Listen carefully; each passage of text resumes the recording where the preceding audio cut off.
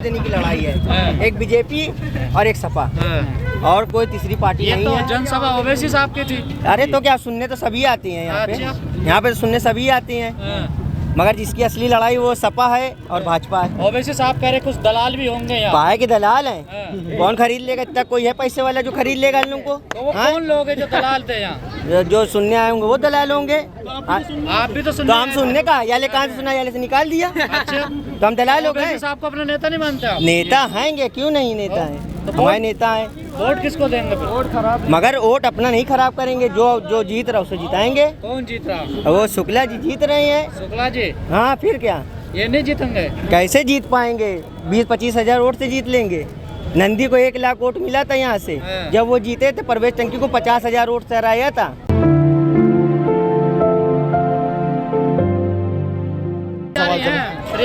प्रयागराज में बहुत अच्छी तैयारी है, आवाम का पूरा साथ हमारा 263 विधानसभा के लिए पूरी तैयारी है, भरपूर तैयारी है और इंशाल्लाह हम लोग जीत के आएंगे। सर, आप पे आरोप लग रहा है कि आप वोट काटेंगे और बीजेपी को फायदा पहुंचाएंगे। ये कहने की बात है, ये आरोप हम पर क्यों लग रहा है? अब आप आम आदमी पार्टी लड़ रही है, पूरी सीटों पे लड़ रही है, क्या वो वोट नहीं काट रही?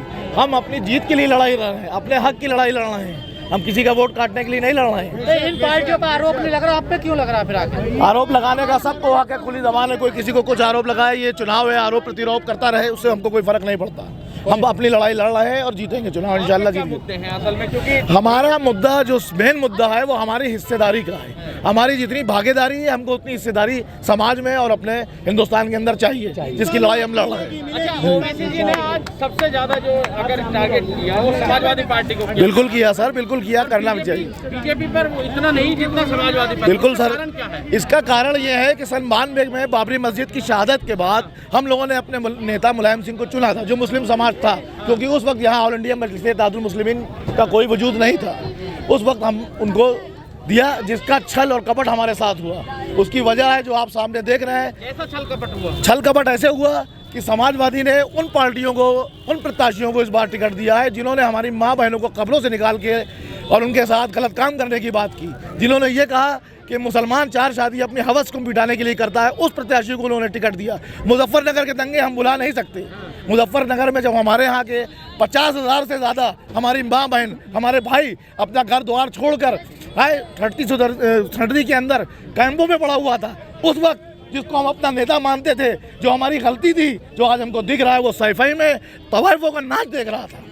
ये हमारी गलती थी। आज हमारे पास हमारा कायद मौजूद है, हमारा अपनी कायद है, जो हिंदुस्तान में 3 बैरिस्टर हुए हैं। आप सुन लीजिए, आप ले रहे हैं, हिंदुस्तान के अंदर 3 बैरिस्टर हुए हैं। पहला बैरिस्टर था महात्मा गांधी, जिसने देश की आज़ादी में अपना बलिदान दिया। दूसरा बैरिस्टर था बाबा साहब अम्बेडकर, जिसने संविधान को बनाया। और आज मुस्लिम समाज ने एक ऐसा बैरिस्टर दिया है जो संविधान का रक्षक है, जो भी बात करता है संविधान के अंदर करता है, जो भी बात करता है संविधान के अंदर करता है, वो है बैरिस्टर असदुद्दीन ओवैसी। इसीलिए हम उसको फॉलो करते हैं, वो हमारी आवाज़ उठाता है। पहले चरण से तो आवाज़ उठी थी कि अब की बार अखिलेश भैया, ये मुसलमानों ने कहा था। और ये उन बिके हुए टट्टुओं की है, जो आपको यहाँ पर भी समाजवादी के झंडे लगे मिलेंगे।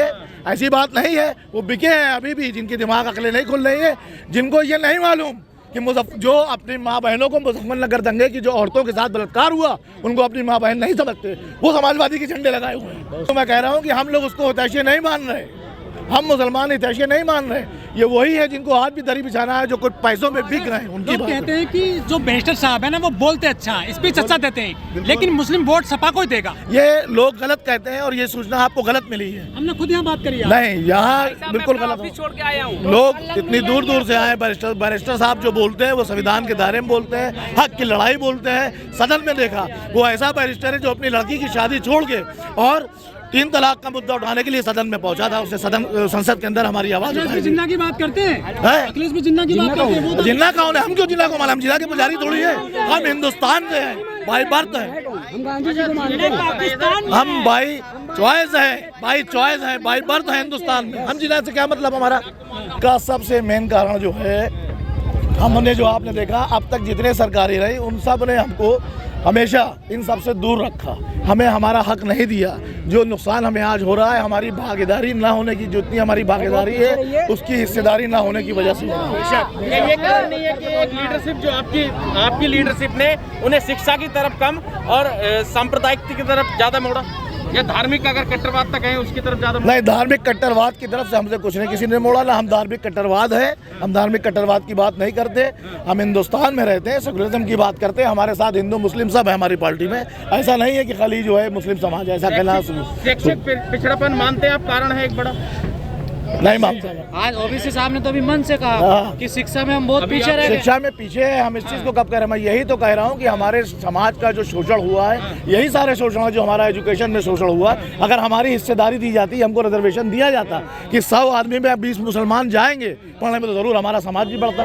तो वो तो अखिलेश यादव ने कहा था, आप वो कह रहे हैं सर, कहाँ का है, किया कब उन्होंने? वो तो पहले भी कहा था उन्होंने। क्या पता कह रहे दे दें वो? बिल्कुल नहीं, हम बिल्कुल उम्मीद ही नहीं रखते। अब हमने सोच लिया कि जब मुलायम सिंह ने साफ कह दिया कि हमारी विचारधारा बीजेपी की विचारधारा से मिलती है, तो बात खत्म हो गई। जो आदमी 20 साल में नहीं वो तो करेगा, आप पे आरोप लगाते हैं कि आप आरोप मुंह खुला है, आप भी आरोप लगाइए, उससे कुछ नहीं। सच्चाई की तरफ ध्यान दीजिए, सत्यता क्या। ध्रुवीकरण करते हैं, वो भी ध्रुवीकरण। हमने बिल्कुल ध्रुवीकरण नहीं किया, हम अपने हक की लड़ाई लड़ रहे हैं और हक की लड़ाई अंत तक लड़ते रहेंगे, अपने सितारे की लड़ाई। अखिलेश का कहना था, बोलना था, उन्होंने किया कुछ नहीं, और इनकी मैनिफेस्टो में आज भी नहीं है ये। मुसलमान एजुकेशन में पीछे रह गया, हमको कहीं रिजर्वेशन नहीं मिला, और हमसे जिन्ना से कोई मतलब नहीं है, और जिन्ना को हमारे आबा अजदा ने ठुकरा दिया, इसीलिए हिंदुस्तान में रह गए। जिन्ना से हमको क्या लेना लादना है? साहब, आज तमाम आंदोलन होते हैं शिक्षा को लेकर, शिक्षा के अधिकार को लेकर, लेकिन मुसलमानों ने कितने आंदोलन किया? मुसलमान भाई वो भीगे रहे ना, उनके उन कुत्ते के मुंह पर गुड़ डाल दीजिए, मुंह बंद होगा। हमारा मुंह बंद किए रहते थे कि अब हम ही लोगों को कुत्ता वो बनाए थे, अब हम लोग जागे हैं कि हम लोग कुत्ता ही ना करेंगे, हम लोग अपना काम करेंगे। अब आगे आने अधिकार के लिए लड़ेंगे, शिक्षा के लिए लड़ेंगे, यही लड़ रहे हैं और क्या है। और संविधान के लिए लड़ रहे हैं, देश संविधान से चलता है, देश किसी और कानून से नहीं चलेगा, संविधान के कानून से चलेगा, संविधान से हम चाहते हैं। और वही हमारे कायद असदुद्दीन ओवैसी साहब कहते हैं कि हम संविधान सर्वोपरि है। शिक्षा बहुत जरूरी। हाँ, शिक्षा संविधान, भाई पढ़ेंगे तभी संविधान जानेंगे ना, पढ़ेंगे नहीं तो जानेंगे क्या हम? हिजाब को लेकर क्या कहना है आपका, क्योंकि अभी विवाद बना हुआ है। हिजाब हर धर्म में, किसी भी धर्म में, चाहे सनातन धर्म हो या और धर्म हो, सब में है सर ढकने का वो है, तो हम भी ढकते हैं, हमारा अधिकार है ये। पर वो कह रहे हैं शिक्षा संस्थानों में ना है हिजाब पहनना। शिक्षा संस्थानों में उसी रंग का हिजाब दे दीजिए आप हमें, हम कहाँ कह रहे हैं उससे? नहीं, वो तो बिल्कुल ही बैन कर रहे हैं ना। अरे उनके बैन करने से थोड़ी है, अब देखा जाएगा, उसके लिए लड़ाई चलेगी उसकी भी। सर ओवैसी साहब आए हैं उत्तर प्रदेश में, हैदराबाद को छोड़ करके। हाँ। वहाँ तो उनको कामयाबी नहीं मिली है, पहले सरकार वहाँ बना लेते, यहाँ किसका काम बिगाड़ेंगे? नहीं, हवा कहाँ नहीं कामयाबी मिली है। 7 में बिहार में 5 जीते हैं, 19 लड़े थे, 5 जीते हैं। उनसे बुरी तो कांग्रेस थी, 70 लड़ी थी, 19 जीती। कितनी आएंगी यूपी में? हाँ, यहाँ पे 20, 25, 30 तो आ ही जाएंगे इंशाल्लाह। सरकार तो नहीं बनेगी इससे। हाँ, सरकार में में भागीदारी तो रहेगी, हम अपना लड़ाई तो लड़ेंगे। हमारा 45,000 वोट से कैसे जीत पाएंगे ओवैसी साहब? ओवैसी साहब यहाँ पे जो है बस वोट जो है अब की बार नहीं मिलेगा। जब आने सपा में क्या भलाई है आपकी, बताइए। सपा में बहुत सारी भलाई है, बहुत चीज़ों की सुविधा, बहुत सारी योजना है, सड़कें हैं, बहुत सारे मुद्दे हैं। मुसलमानों के लिए भी बहुत, अरे रुकिए, बताइए। मुसलमानों के लिए भी बहुत क्या क्या मुसलमानों के लिए? हर कोई काम है करेगा। कितने स्कूल बनवाए मुसलमानों के लिए अखिलेश यादव ने? हमारे बगली में स्कूल है एक तो, यूनिवर्सिटी स्कूल है। ये तो सरकारी स्कूल तो बनते रहते हैं ना। अब बनेगा, यूनिवर्सिटी बनेगा, उनकी सरकार आएगी तो बनेगा। स्कूल अखिलेश का बनाया हुआ नहीं है ना, मुलायम सिंह ने बनाया, तो ये बनेगा ना, अब आएगी सरकार तो बनेगी। आपके आजम जी जेल में पड़े हैं उनकी सरकार के मंत्री, तो वो छूटेंगे, जब उनके लड़के छूटे हैं तो वो भी छूटेंगे। सपा के पास बकरी चोरी में जेल में है वो बकरी चोरी में वो बकरी चोरी करेंगे।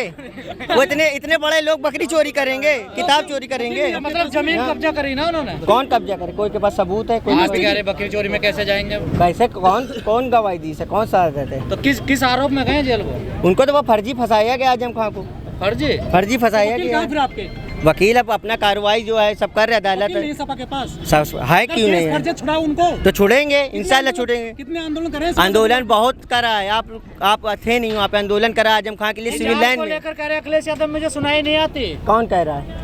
अखिलेश यादव कह रहे हैं मुझे सुनाई नहीं हम आती। तो रोज न्यूज देखते हैं, ऐसी बात कहीं पर कुछ हुई नहीं आपने देखा नहीं है? भाई, ऐसा न्यूज हम रोज देखते हैं। मैं एक सवाल करना चाहता हाँ। हूँ कि 2013 में हाँ दंगे हुए थे मुजफ्फरनगर, जी याद है आपको? जी जी, किसकी सरकार थी उत्तर प्रदेश में? सपा की थी। सपा की थी। तो और क्या केंद्र में किसकी थी 13 में? कांग्रेस की। कांग्रेस की। तो जी। ये आरोप तो बिल्कुल गलत है कि केंद्र में बीजेपी हाँ। बैठी थी। फिर जब जो 50,000 मुसलमान था वो हाँ। टेंटों में गुजारा कर रहा था, तो 17 तक अखिलेश यादव रहे, तो उन्हें विस्थापित क्यों नहीं कर पाए? क्या कारण रहा? ये नहीं मकान दिए उनको। हाँ, विस्थापित क्यों नहीं कर पाए? इसमें सरकार की भी थोड़ी सी थोड़ी गलती है। किसकी गलती रही, अखिलेश यादव की या सरकार की? केंद्र सरकार की भाई।